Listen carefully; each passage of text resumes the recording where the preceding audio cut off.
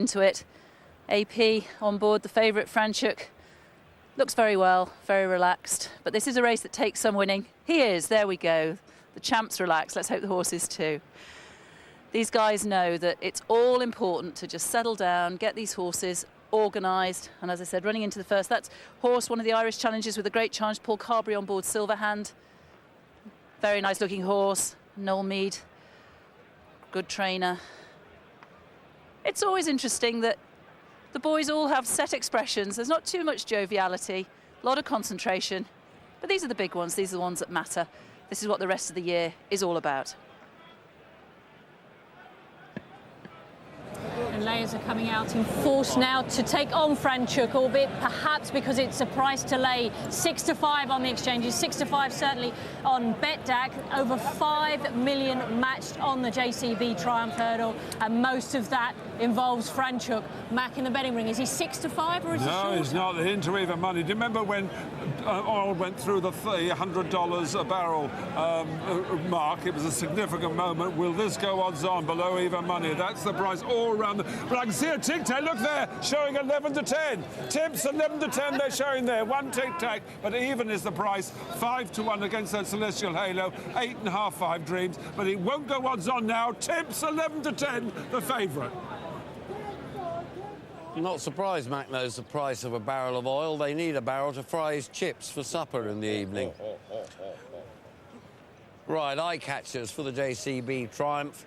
5 Dream in the paddock. Franchoek, a triple whammy down the left-hand side on the course and every form of betting. They just want Franchoek. And they've come here for the Gold Cup, principally drawn by this fantastic magnet of a race up and coming later in the afternoon, but fantastic fare on the table ahead of the main feast. And they'll have had a punt in the Triumph Hurdle, try and get some in the locker ahead of the big one.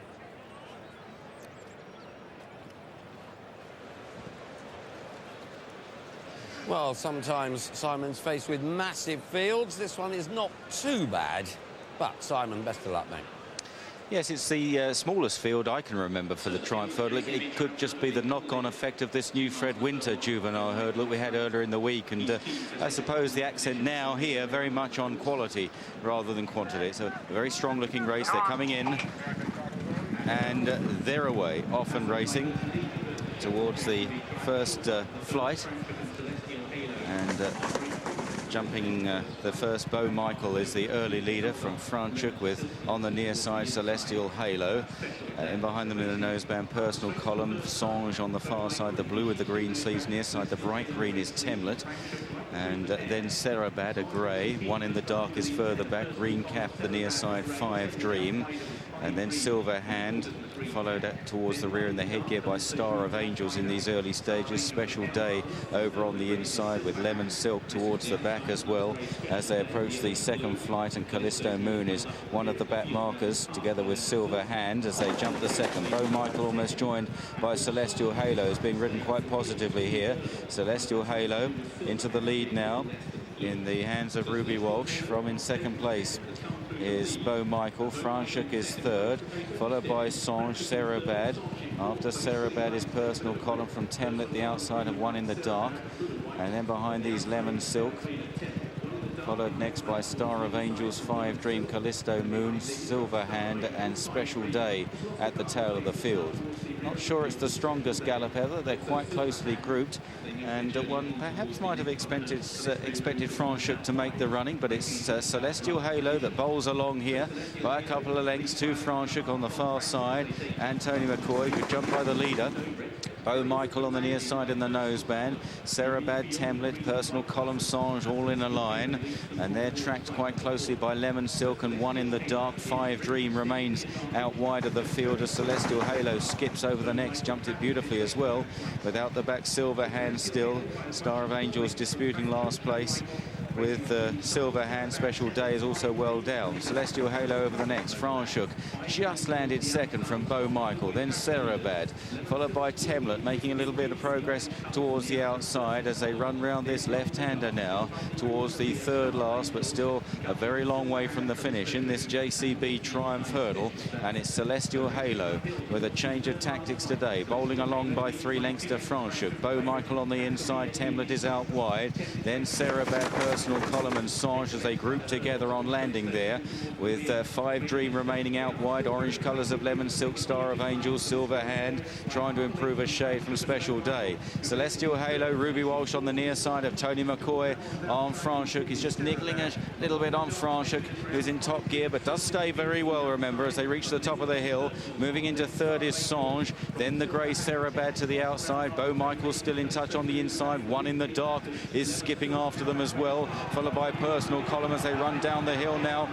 And Celestial Halo is being taken on by Franchoek. Celestial Halo by about a neck to Franchoek as they run down towards the second last. Songe is chasing them. 5 Dream is also trying to close, and then One in the dark as they jump the second last. Little to choose between the 2 leaders as now they race for the final turn. Ruby Walsh on the right, Tony McCoy on the left, chased back in third by One in the dark under pressure as now they make the final turn. And this long run to the final flight, Celestial Halo is trying to beat off Franchoek in second place as they head towards the last flight. One in the dark is back in third, and then in fourth place is Songe. They're tied behind Celestial Halo. Franchoek now switched to the far side as Celestial Halo maybe just hangs across to the rail, but that may help him up the hill. Celestial Halo at the last, he's about 2 lengths ahead of Franchoek, but Franchoek keeps galloping.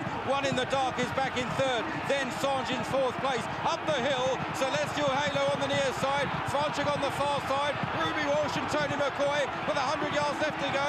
One in the dark is back in third. Celestial Halo is holding on from Franchoek in the last few strides, and Celestial Halo wins the Triumph Hurdle. All the way it was.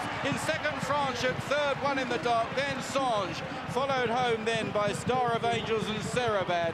Personal Column next, then came Callisto, Moon and Temlet. Back to Silverhand, 5 Dream, Special Day, right out of it in the end, Bo Michael, and Lemon Silk was the last to finish here. Celestial Halo, another winner for Ruby Walsh, his third at the meeting, of course, so narrowly deprived in the Coral Cup aboard Kicks for Free. Celestial Halo wins at 5-1 here and realises a dream for his owner, Andy Stewart, who before today was still awaiting his first winner at the festival, and this was the race that Andy always wanted to win. Celestial Halo has done it for him. A horse that was bought off the flat, very decent horse on the flat, cost plenty of money, ran in the St Leger last September, and he needed all his class up the hill. Alice Plunkett now with Ruby Walsh. Well, this is some day, Ruby. It's going great, yeah. He's a tough little horse through these days. Guess this track helped him, not that much jumping the last part of the race, but he kept at it well. He did it all himself. He's in front long enough, you know. Was it this change of tactics? Who did that come from? You, Paul? I guess we both thought it. He was a bit cowardly in behind in Doncaster. Wanted a bit of light jumping. So I better go to the shoulders now and say, don't do what we're doing for this time. Well done.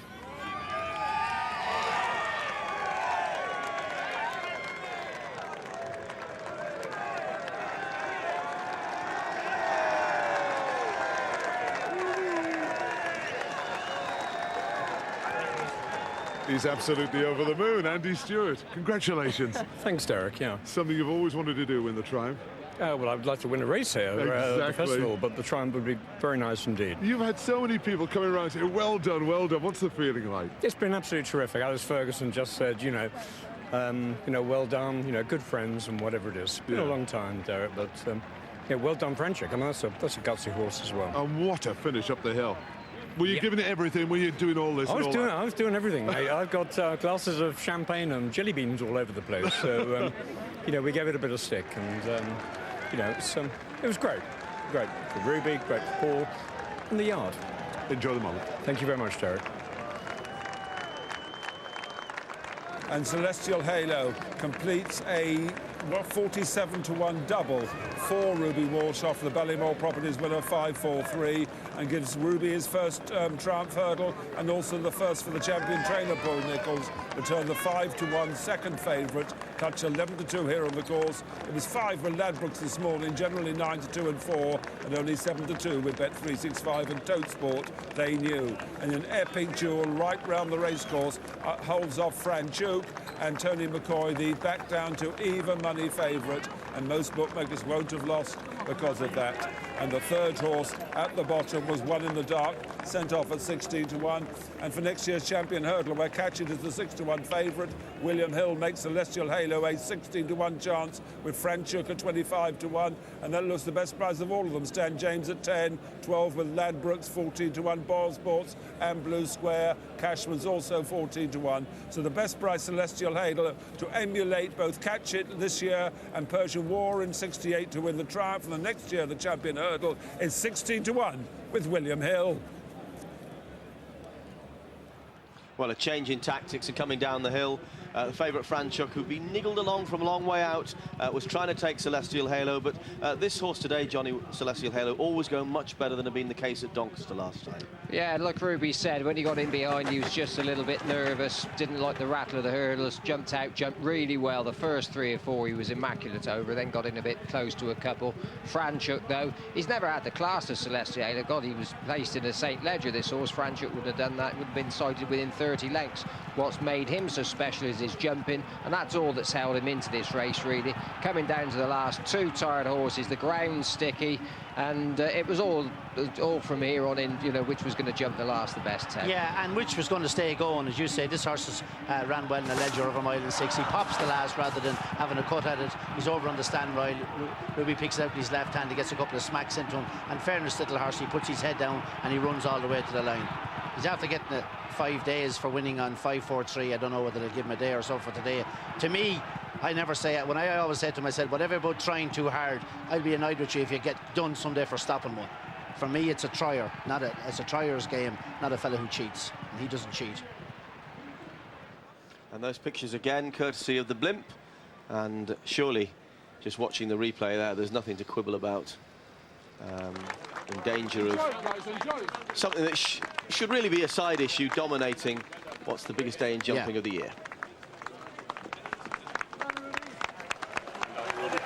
Well, Ruby having some day already, coming in after victory in the Triumph Hurdle. He won on 5 for 3. He was beaten a nose, the first ever nose at Cheltenham in the Coral Cup. But now back in the place, the best place of all the winners' enclosure, after the victory of Celestial Halo. He's done it before, nothing's won the 3.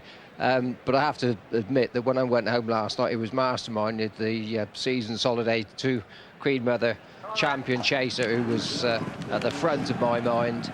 We've got a really special champion hurdler in Catch It, who's 5 years old. This horse is unbelievably the same age.